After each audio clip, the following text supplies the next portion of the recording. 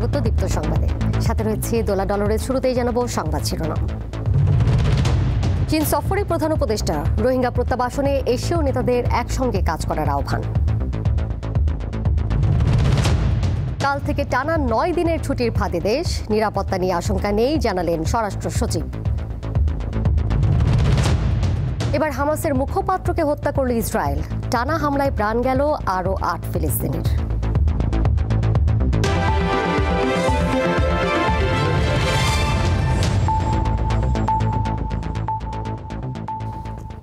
রোহিঙ্গাদের সম্মানজনকভাবে নিজ দেশ মিয়ানমারে প্রত্যাবাসনে এশিয়ান নেতাদের একসঙ্গে কাজ করার আহ্বান জানিয়েছেন প্রধান উপদেষ্টা ডক্টর মোহাম্মদ ইউনূস। চীনের হাইনানে বোয়াও সম্মেলনের উদ্বোধনী অধিবেশনে বক্তৃতায় তিনি এই আহ্বান জানান। এশিয়াকে শক্তিশালী করতে 4 দফা প্রস্তাব উত্থাপন করে প্রধান উপদেষ্টা বলেন, জলবায়ু পরিবর্তনের বিরূপ প্রভাব রোধে অনুদান ভিত্তিক অর্থায়ন চায় বাংলাদেশ। 4 দিনের রাষ্ট্রীয় সফরের অংশ হিসেবে বৃহস্পতিবার চীনের হাইনান প্রদেশে অনুষ্ঠিত the Boao forum for Asia BFA বার্ষিক সম্মেলনের উদ্বোধনী অধিবেশনে বক্তব্য রাখেন অন্তর্বর্তী সরকারের প্রধান উপদেষ্টা ডক্টর মোহাম্মদ ইউনূস। এ সময় রোহিঙ্গাদের নিরাপদ প্রত্যাবাসনে এশিয়ান লিডারদের একসঙ্গে কাজ করার কথা বলেন তিনি। মিয়ানমার সংকট আঞ্চলিক স্থিতিশীলতার জন্য হুমকি স্বরূপ। 7 বছরের বেশি সময় ধরে বাংলাদেশ 1.2 মিলিয়নেরও বেশি জোরপূর্বক বাস্তুচ্যুত রোহিঙ্গাদের আশ্রয় দিয়ে আসছে, যারা মিয়ানমারের নাগরিক। এশিয়ান নেতাদের রোহিঙ্গাদের নিরাপদ প্রত্যাবাসনে একসঙ্গে কাজ করতে হবে।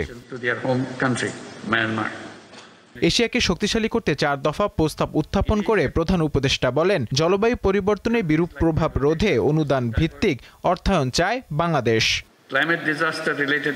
ভূ রাজনৈতিক উত্তেজনা বাড়ায় জলবায়ু পরিবর্তন ভয়াবহ রূপ নিচ্ছে। এতে সৃষ্টি হচ্ছে গভীর মানবিক সংকট। তাই জলবায়ু পরিবর্তনের বিরূপ প্রভাব রোধে অনুদান ভিত্তিক অর্থ সহায়তার পক্ষে বাংলাদেশ।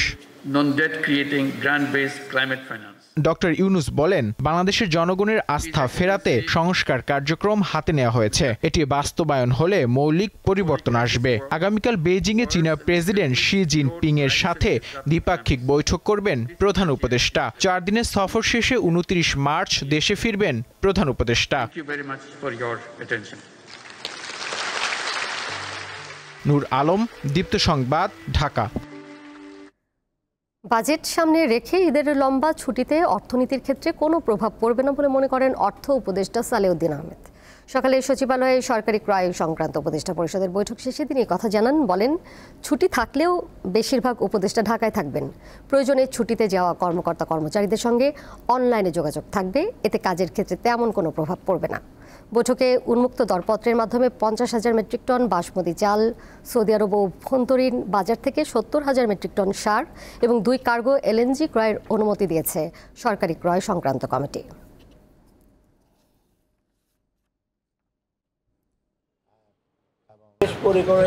উপদেষ্টা মন্ত্রীর সদস্য বেশিরভাগ আমরা ঢাকা থাকবো, একটা কথা হয়েছে। দরকার হলে সেই বন্ধের মধ্যে আমরা মিটিং করবো।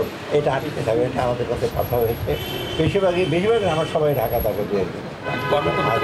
আর সচিব যদি বাইরে যায়, দেশে থাকলে তো অসুবিধা নয়, বিদেশে গেলে আমরা জুমের মাধ্যমে চলি। সেটা আমি ওয়ার্ল্ড ব্যাংকে থাকতে বলে অনেকগুলো মিটিং করি, সেগুলো অসুবিধা হবে না।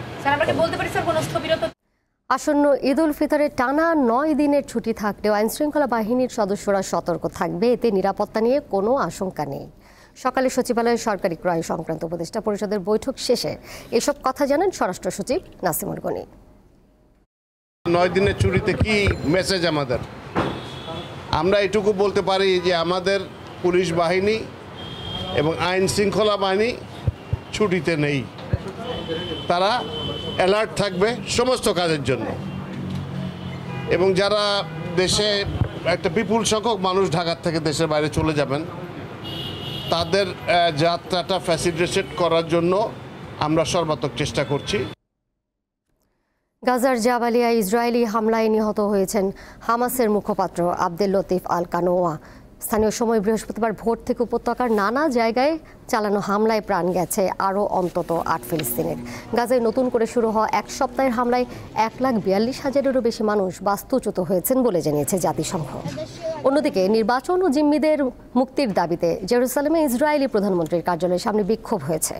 এ সময় প্রধানমন্ত্রী বেনিয়ামিন নেতানিয়াহু প্রশাসন গণতন্ত্রকে ধ্বংস করে দিচ্ছে বলে অভিযোগ করেন বিক্ষোভকারীরা।